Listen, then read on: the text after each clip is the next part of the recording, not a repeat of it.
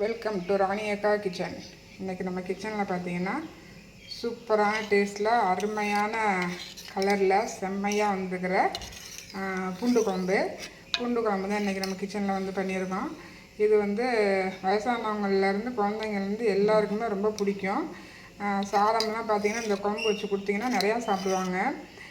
அந்த அளவுக்கு டேஸ்ட்டில் சூப்பரான ஒரு கலரில் செம்மையாக வந்திருக்கு. நீங்களே இதேமாரி வீட்டில் ட்ரை பண்ணி பாருங்கள். இந்த குழம்பு வச்சு வந்து குழந்த பிறந்தவங்களுக்கெலாம் இந்த மாதிரி குழம்பு வச்சு கொடுத்தீங்கன்னா அவங்களுக்கு வந்து பால்லாம் நல்லா நிறையா இருக்கும். இதை நீங்கள் வச்சு நல்லா சுண்ட வச்சு ஒரு வாரத்துக்கு கூட வச்சு கொடுக்கலாம், கெட்டு போகாது. ஏன்னா தேங்காய் எதுவுமே சேர்க்காம செம்மையாக பண்ணுறது. வாங்க இது எப்படி செய்கிறது அப்படிங்கிறத நம்ம வந்து வீடியோக்குள்ளே போய் பார்க்கலாம். பூண்டு குழம்பு வைக்கிறதுக்கு பாருங்கள், நான் வந்து தக்காளி, வெங்காயம், பூண்டு எல்லாம் உரித்து ரெடி பண்ணி வச்சுக்கிட்டேன். வாங்க இப்போ நம்ம வந்து பூண்டு குழம்பு பண்ணிடலாம். பூண்டு குழம்பு பண்ணுறதுக்கு பார்த்திங்கன்னா நான் ஒரு கடாய் ஒன்று அடுப்பில் வச்சு அதில் வந்து நல்லெண்ணெய் சேர்த்துருக்கேன்.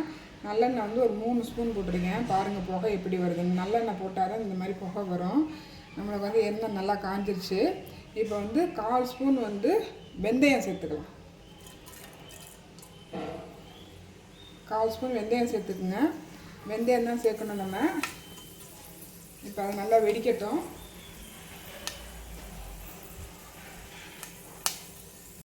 வெந்தயம் நல்லா வெடித்து கருப்பாயிடுச்சு பாருங்கள். இப்போ இந்த டைமில் வந்து நான் வந்து ஒரு 5 வெங்காயம் தட்டி வச்சுருக்கேன், அதை சேர்த்துக்கலாம். சின்ன வெங்காயத்தை தட்டி வச்சுருக்கேன், அதை சேர்த்துக்கலாம். அதேமாதிரி பூண்டு ஒரு 5 பூண்டு தட்டி வச்சுருக்கேன், அதையும் சேர்த்துக்கலாம். நல்லா அதை வந்து வதக்கி விட்டுக்குங்க. ஃபஸ்ட்டு இது மாதிரி பூண்டையும் வெங்காயத்தையும் நல்லா தட்டிட்டு சேர்க்கும் போது குழம்புக்கு ஒரு வாசனை ஒன்று கிடைக்கும், சூப்பராக இருக்கும். அதனால தட்டிட்டு ஃபஸ்ட்டு சேர்த்துருக்கேன். இது கொஞ்சம் நல்லா வதங்கணும். நம்மளுக்கு வந்து வெங்காயமும் அந்த பூண்டும் நல்லா வதங்கிடுச்சு. இப்போ நான் வந்து ஒரு 20 பூண்டு இருக்கும், 20 பூண்டும் ஒரு 15 சின்ன வெங்காயமும் உரித்து வச்சுருக்கேன், அதை அது கூட சேர்த்துடலாம். சேர்த்து இந்த எண்ணெயிலேயே அதை நல்லா வதக்கிக்கிங்க. நல்லா அந்த பூண்டோடைய கலரும் வெங்காயத்துடைய கலரும் வந்து நல்லா வதங்கி சேஞ்ச் ஆகணும். அந்த அளவுக்கு நல்லா அதை வதக்கிக்கலாம்.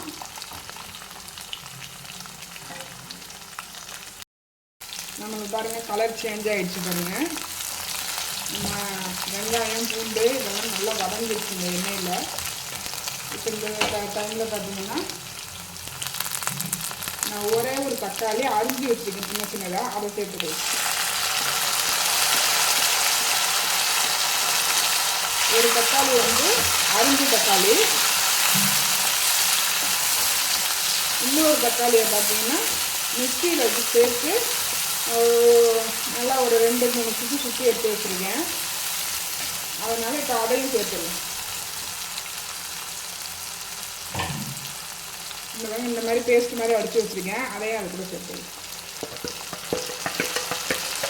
இந்த மாதிரி நம்ம வந்து தக்காளி ஒரு தக்காளியை வந்து அரிஞ்சு சேர்த்துட்டு ஒரு தக்காளியை அரைச்சிட்டு சேர்க்கும்போது நம்மளுக்கு வந்து குழம்போடைய திக்னஸ் நல்லா கிடைக்கும்.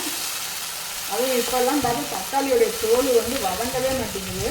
அதுக்கு இந்த மாதிரி அரைச்சிக்கிட்டு சேர்த்துக்கிட்டோம்னா நம்மளுக்கு வந்து தக்காளியோட தோல் வந்து நடக்காது, திக்னஸும் கிடைக்கும் குழம்புக்கு.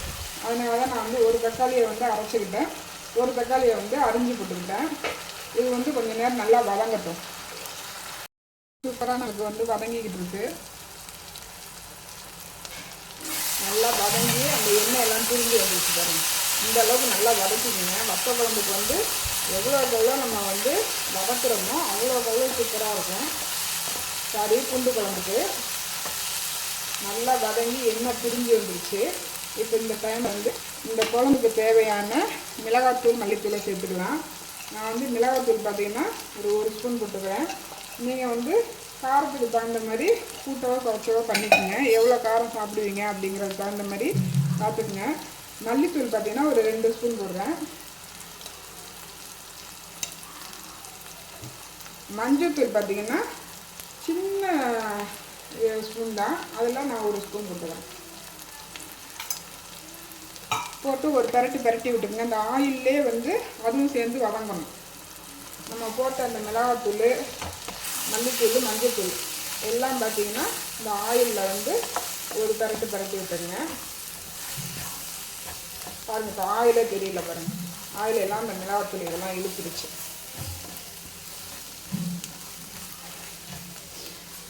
இப்போ இந்த சமயத்தில் நம்ம என்ன பண்ணுறோம், நான் வந்து பார்த்திங்கன்னா இப்போ 2 எலுமிச்சம்பழம் சைஸு புளி எடுத்து நல்லா ஊற வச்சுருந்தேன். ஊற வச்சு அதை வடித்து தண்ணியாக வச்சுருக்கேன். இப்போ அதை சேர்த்துடலாம்.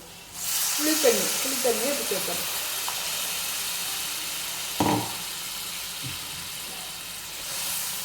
இப்போ இந்த டைமில் உப்பை சேர்த்து நல்லா இதை கொதிக்க விட்டுடலாம்.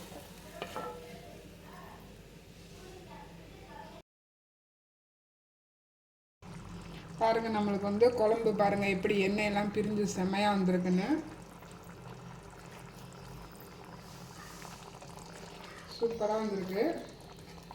நம்மளுக்கு இந்த கரண்டியில் பார்த்தீங்கன்னா இந்த குழம்பு ஒட்டணும். இந்த பாருங்கள், இந்த அளவுக்கு குழம்புக்கு வந்த உடனே அடுப்பை வந்து சிம்மில் வச்சே கொதிக்க விடுங்க. அப்போ தான் வந்து குழம்புக்கு டேஸ்ட்டு செம்மையாக இருக்கும். சூப்பராக பூண்டு குழம்பு செம்மையாக ரெடி ஆகிடுச்சு. பார்க்கும்போதே நம்மளுக்கு வாயில் எச்சி ஊறுது. இப்போ இந்த டைமில் பார்த்தீங்கன்னா கருவேப்பிலை பார்த்தீங்கன்னா ஒரு கொத்து கருவேப்பிலையை உரி அதில் சேர்த்துக்குங்க. சேர்த்துக்கிட்டு ஒரு 1/4 ஸ்பூன் பார்த்தீங்கன்னா சர்க்கரையோ வெல்லமோ சேர்த்துக்குங்க. சேர்த்து ஒரு கிண்டிட்டு அடுப்பை ஆஃப் பண்ணிக்குங்க. சூப்பரான பூண்டு குழம்பு செம்மையாக ரெடி ஆயிடுச்சு. பார்க்குறதுக்கே லுக்கு பாருங்கள், சூப்பராக இருக்குது பாருங்கள். இதை அப்படியே நம்ம ஒரு பாத்திரத்துக்கு மாற்றிக்க வேண்டியதுதான். தேங்காய்லாம் எதுவும் சேர்க்க வேண்டாம். இந்த மாதிரி குழம்பு வச்சுக்கிட்டோம்னா நம்மளுக்கு வந்து ஒரு வாரத்துக்கு கூட இந்த குழம்பை சூடு பண்ணி வச்சுக்கிட்டு கொடுக்கலாம்.